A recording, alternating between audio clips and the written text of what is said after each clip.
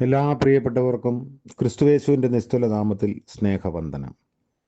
ഇന്നത്തെ നമ്മുടെ ധ്യാനത്തിനായി അപ്പോസ്തല പ്രവൃത്തികൾ 7-ാം അധ്യായം 56-ാം വാക്യം. അപ്പോസ്തല പ്രവൃത്തികൾ 7:56. ഇതാ സ്വർഗം തുറന്നിരിക്കുന്നതും മനുഷ്യപുത്രൻ ദൈവത്തിൻ്റെ വലതുഭാഗത്ത് നിൽക്കുന്നതും ഞാൻ കാണുന്നു എന്ന് പറഞ്ഞു. കർത്താവിൻ്റെ പരിശുദ്ധ നാമം വാഴ്ത്തപ്പെടുമാറാകട്ടെ. തുറക്കപ്പെട്ട സ്വർഗം, അതിനെക്കുറിച്ചാണ് കഴിഞ്ഞ 2 ദിവസങ്ങൾ നമ്മൾ ധ്യാനത്തിൽ പങ്കുവച്ചത്. കഷ്ടം സഹിക്കുന്നവന് വേണ്ടി സ്വർഗം തുറക്കപ്പെടുന്നു എന്നതാണ് ഇന്നത്തെ വേദഭാഗത്ത് നമ്മൾ കാണുന്നത്. സ്തെഫാനോസിൻ്റെ ജീവിതത്തിൽ പൂർണ്ണതയുടെ 7 അനുഭവങ്ങൾ ഉണ്ടായിരുന്നു. 1, വിശ്വാസം നിറഞ്ഞവൻ. 2, പരിശുദ്ധാത്മാവ് നിറഞ്ഞവൻ. 3, ജ്ഞാനം നിറഞ്ഞവൻ. 4, ശക്തി നിറഞ്ഞവൻ. 5, പ്രകാശം നിറഞ്ഞവൻ. 6, ദർശനത്തിൻ്റെ പൂർണ്ണതയിൽ എത്തിയവൻ. 7, സ്നേഹത്തിൻ്റെ പൂർണ്ണത പ്രാപിച്ചവൻ. ശത്രുക്കൾ തന്നെ ബന്ധിച്ച് ന്യായാധിപ സംഘത്തിൻ്റെ മുൻപിലേക്ക് എത്തിച്ചു. തനിക്ക് കിട്ടിയ അല്പസമയം താൻ ദൈവത്തെ സാക്ഷീകരിക്കാൻ ഉപയോഗിച്ചു. യോസഫിനെ തള്ളിപ്പറഞ്ഞതും മോശയെ തള്ളിപ്പറഞ്ഞതുമെല്ലാം വിവരിച്ചു. അതുപോലെ തന്നെയാണ് യേശുവിനെയും ഇപ്പോൾ തള്ളിപ്പറയുന്നത് എന്ന് അദ്ദേഹം സ്ഥാപിച്ചു. വിട്ടുവീഴ്ചയില്ലാതെ ഒരുവൻ കർത്താവിന് വേണ്ടി നിൽക്കാൻ തീരുമാനിച്ചാൽ വിരോധികൾ കൂടും. അവർ അവനെ കല്ലെറിഞ്ഞു. ആ കഷ്ടതയുടെ പാരമ്യത്തിൽ തനിക്ക് ആരും കൂട്ടില്ലാത്ത സാഹചര്യത്തിൽ അവൻ സ്വർഗത്തിലേക്ക് ഉറ്റുനോക്കി. തൻ്റെ ദാസനെ സ്വീകരിക്കാൻ എഴുന്നേറ്റ് നിൽക്കുന്ന യേശു കർത്താവിനെ കാണാൻ സാധിക്കുന്നു. പിതാവിൻ്റെ വലതുഭാഗത്ത് ഇരുന്നിരുന്ന കർത്താവ് എഴുന്നേറ്റ് നിന്ന് തുറന്ന സ്വർഗത്തിലൂടെ തൻ്റെ മഹത്വം കാണിച്ചു. എല്ലാവരാലും കൈവിടപ്പെട്ടപ്പോൾ തനിക്ക് വേണ്ടി തുറന്ന സ്വർഗം കണ്ട് സ്തെഫാനോസ് ബലപ്പെട്ടു. അപ്പോൾ യേശു കർത്താവിനെ പോലെ തന്നെ ഉപദ്രവിക്കുന്നവർക്ക് വേണ്ടി പ്രാർത്ഥിക്കാൻ അദ്ദേഹത്തിന് സാധിച്ചു. എക്കാലത്തും യേശുവിന് വേണ്ടി കഷ്ടം സഹിക്കുന്നവർക്ക് വേണ്ടി തുറക്കപ്പെട്ട സ്വർഗമുണ്ട്. ഈ ലോകത്തിലെ കഷ്ടങ്ങൾ സാരമില്ല. കർത്താവിനെ പൂർണ്ണമായി മാനിക്കാൻ തീരുമാനിച്ചാൽ പിന്നെ എന്നും നമ്മൾ ദൈവത്തിൻ്റേത് മാത്രമായിരിക്കും. ദൈവത്തിന് നമ്മൾ ഏറ്റവും വിലപ്പെട്ടവരാകും. മരണം വരെ ദൈവത്തിന് വേണ്ടി നിൽക്കാൻ നമ്മൾ തീരുമാനിച്ചാൽ കഷ്ടതയുടെ പാരമ്യത്തിലും നമുക്ക് വേണ്ടി മാത്രം തുറക്കപ്പെട്ട സ്വർഗമുണ്ട് എന്ന് സ്തെഫാനോസിൻ്റെ അനുഭവത്തിലൂടെ മനസ്സിലാക്കുന്നു. അവസാനമായി മാർഗദർശനത്തിന് വേണ്ടി തുറന്ന സ്വർഗം അപ്പോസ്തല പ്രവൃത്തി 10-ാം അധ്യായത്തിൻ്റെ 9 മുതൽ 11 വരെയുള്ള ഭാഗത്ത് കാണുന്നു. പത്രോസിൻ്റെ സ്വഭാവം നാം കാണുന്നത് ഒരു എടുത്തുചാട്ടക്കാരനും പെട്ടെന്ന് തീരുമാനങ്ങൾ എടുക്കുന്നവനുമൊക്കെ ആയിട്ടാണ്. നീ ജീവനുള്ള ദൈവത്തിൻ്റെ പുത്രനായ ക്രിസ്തു എന്ന് യേശുവിനോട് ഉത്തരം പറയാൻ കാണിച്ച വെമ്പൽ വളരെ ശ്രദ്ധേയമാണ്. അതുപോലെ തന്നെ എല്ലാവരും നിങ്കൽ ഇടറിയാലും ഞാൻ ഇടറുകയില്ല എന്ന് ചാടിപ്പറഞ്ഞതും പത്രോസാണ്. യഹൂദ പാരമ്പര്യങ്ങളെയും മൂല്യങ്ങളെയും കർശനമായി ആചരിക്കുന്നവനുമായിരുന്നു.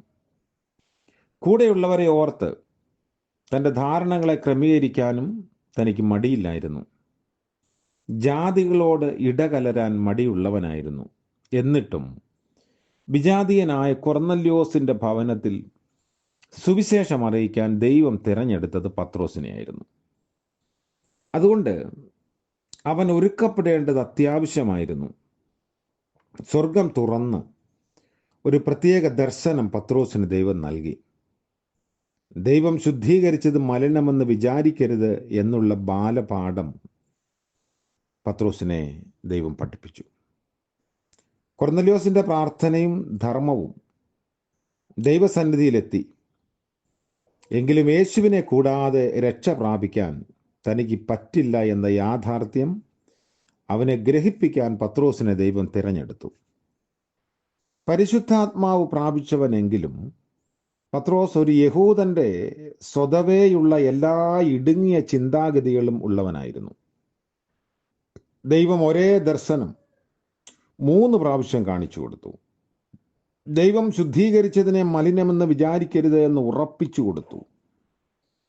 ഈ വിഷയത്തെക്കുറിച്ച് ചിന്തിച്ചുകൊണ്ടിരിക്കുമ്പോൾ തന്നെ പത്രോസിനെ അന്വേഷിച്ചെത്തിയ പുരുഷന്മാർ ആ വീട്ടിലെത്തി.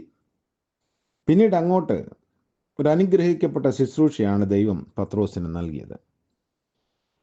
പലപ്പോഴും ഒരു ദൈവ പൈതലിന് അത്ഭുതകരമായ അനുഭവങ്ങൾ ഉണ്ടാകാറുണ്ട്. ഒരു നിത്യസംഭവമല്ല എങ്കിലും അപൂർവമായിട്ടെങ്കിലും സംഭവിക്കാറുണ്ട്. ഒരിക്കൽ പ്രസിദ്ധനായ ഒരു ദൈവപുരുഷനെ പ്രത്യേക നിയോഗപ്രകാരം ദൈവം നടത്തി എത്തിച്ചത് ഒഴിഞ്ഞുകിടന്ന ഒരു കളപ്പുരയിലേക്കാണ്.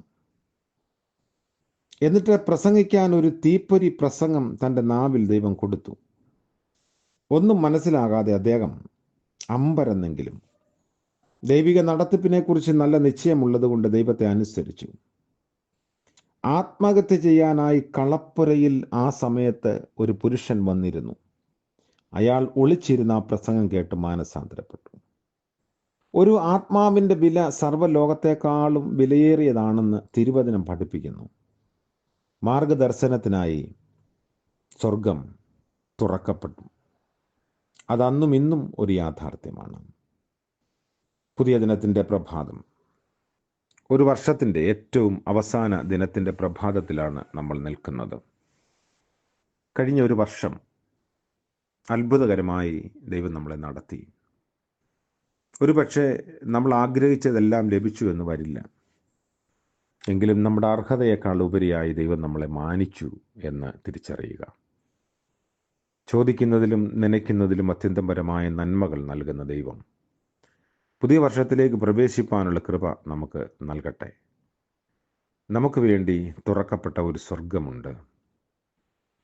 അത് ദർശനം നൽകി നമ്മുടെ ജീവിതത്തെ കൂടുതൽ അർത്ഥമുള്ളതാക്കുന്നു. ദൈവം നമ്മളെ അനുഗ്രഹിക്കട്ടെ. പ്രാർത്ഥിക്കാം. കരുണ നിറഞ്ഞ വാഴ്ത്തപ്പെട്ട കർത്താവേ, പുതിയ ദിനത്തിൻ്റെ പ്രഭാതത്തിനായി സ്തോത്രം. കഴിഞ്ഞൊരു വർഷം മുഴുവനും അവിടുത്തെ കൃപയിൽ ഞങ്ങളെല്ലാവരെയും പരിപാലിച്ചുവല്ലോ. ആപത്തിൽ നിന്നും അനർത്ഥങ്ങളിലും വിടുവിച്ചു. ഞങ്ങളുടെ കണ്ണിനെ കണ്ണുനീരിൽ നിന്ന് വിടുവിച്ചു. പ്രാണനെ മരണത്തിൽ നിന്ന് കാത്തു. കാലിനെ വീഴ്ചയിൽ നിന്ന് രക്ഷിച്ചു. നന്ദിയോടെ സ്തോത്രം. ഇന്നത്തെ പകൽക്കാല ജീവിതത്തിൽ കർത്താവിൻ്റെ കൃപ കൂടെ ഇരിക്കണമേ. പുതിയ വർഷത്തിലേക്ക് പ്രവേശിപ്പാനുള്ള കൃപയും ബലവും ഞങ്ങൾക്ക് നൽകണമേ.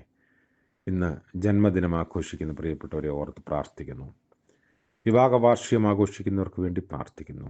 അനുഗ്രഹത്തിൻ്റെയും നന്മയുടെയും കരുണയുടെയും പുതിയ വർഷം നൽകണമേ.